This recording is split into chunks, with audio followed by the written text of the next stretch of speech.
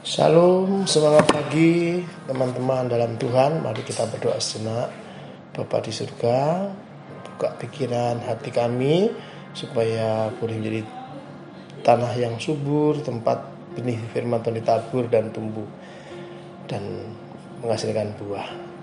Kuduskan, tahirkan sehat kami, bahkan beri hikmat untuk kami boleh mengerti firman-Mu.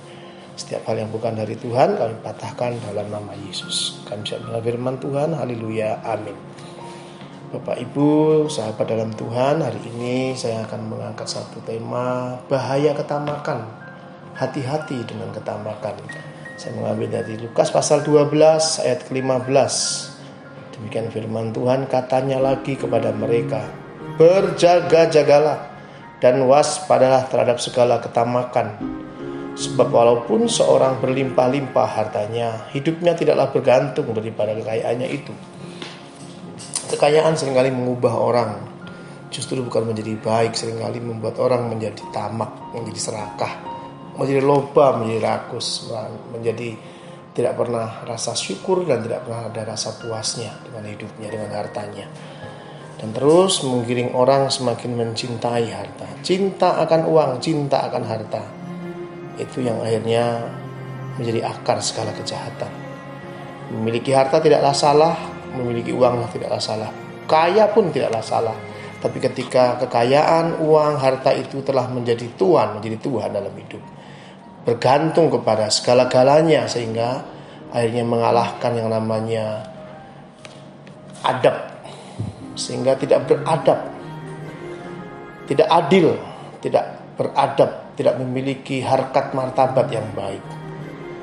Tidak peduli sahabat, tidak peduli kerabat, tidak peduli orang tua, tidak peduli mertua, tidak peduli milik siapapun, dia rampas. Dan ciri-cirinya adalah orang ini adalah menghalalkan segala cara. Baginya yang paling penting dia mendapat, baginya yang penting adalah memperoleh dan memiliki dengan cara apapun. Di Alkitab juga menarasikan ada orang yang kaya merampas milik orang yang miskin dengan cara yang tidak baik, tidak terpuji. Tidak ada lagi rasa malu, tidak ada lagi rasa takut akan Tuhan. Baginya harta adalah segala-galanya. Nah, seringkali orang yang kaya dan terjebak dengan ketamakan ini kikir hidupnya. Dalam satu cerita, ada seorang petani yang hidup sederhana. Seringkali ketika dia berkebun di tengah jam istirahat atau sesekali teman-temannya diajak berkumpul dan ikut mungkin sekali waktu kumpul pada teman-temannya, saling berbagi makanan kecil, berbagi bekal makanan, bercanda ria, bersendau gurau. Baik, ramah dan banyak sahabat, bahkan banyak kerabat, banyak saudara. Sekali waktu diizinkan, sekali memiliki kekayaan bertambah. Tadinya petani gandum ini menjual gandum, sekarang tahu teknologi dan mulai mendapatkan satu cara untuk menjadikan minuman difermentasi sehingga menghasilkan minuman wine. Minuman ini ternyata laku keras dan harga yang cukup mahal dan tidak banyak yang bisa mengolahnya, sehingga lambat laun menjadi kaya dengan penjualan atau produksi wine. Semua orang menjual gandumnya kepadanya sehingga dia boleh produksi wine, dan semakin kaya bukan semakin bisa berbagi seperti tatkala dulu hidup sederhana sebagai petani. Ketika menjadi orang kaya, memiliki segalanya, sedikit saja sahabat, sedikit saja kerabat, sedikit saja saudara. Dia tidak pernah berbagi lagi, bahkan menjadi kikir. Tidak segan-segan dia melakukan kekerasan, bahkan perampasan dengan cara yang tidak terpuji. Karena dia sudah memiliki kekuasaan, punya wewenang untuk akhirnya boleh merebut milik orang lain dengan berbagai macam cara. Ciri-ciri yang kedua ini adalah dia menghalalkan segala cara, merampok, merampas milik orang lain. Jangan orang lain, milik mertuanya, milik orang tuanya, milik kerabat saudaranya, dia rampas juga. Yang penting dia memiliki, mendapatkannya. Tidak segan-segan juga bahkan menelantarkan orang tua, menelantarkan mertua. Tidak segan-segan juga mencelakainya bahkan.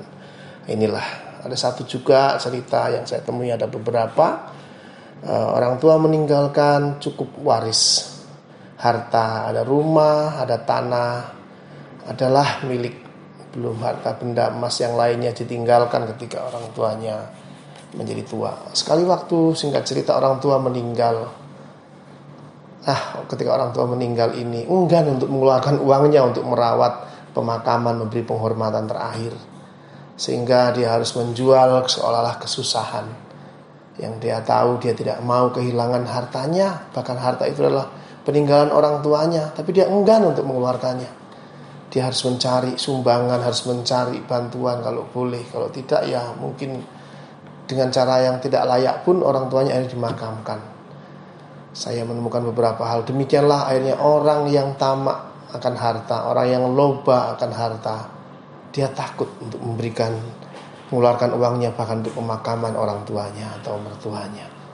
Bapak Ibu, saudara sekalian, mari kita jangan sampai kejebak dengan ketamakan ini. Jangan sampai kita kejebak dengan harta.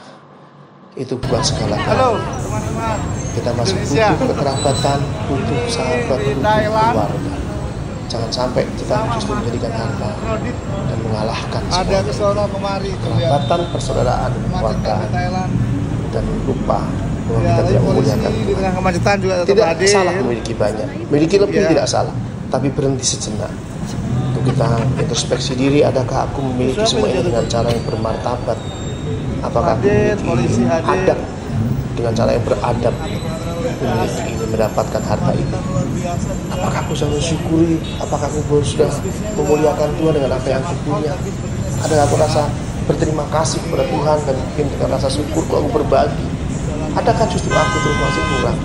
Nah, setelah kita duduk sejenak dan bersyukurinya sejenak, cukupkanlah dirimu dengan apa yang ada padamu. Berasa Tuhan, aku bersyukur, Tuhan cukupkan semuanya. Baru cari lagi, tidak salah.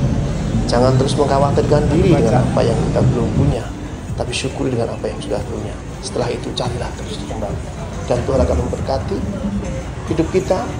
Tanda-tanda orang yang hidup karena berkat Tuhan, dia akan memuliakan Tuhan dengan hartanya, dengan apa yang dia miliki, dengan apa yang Tuhan percayakan kepadanya.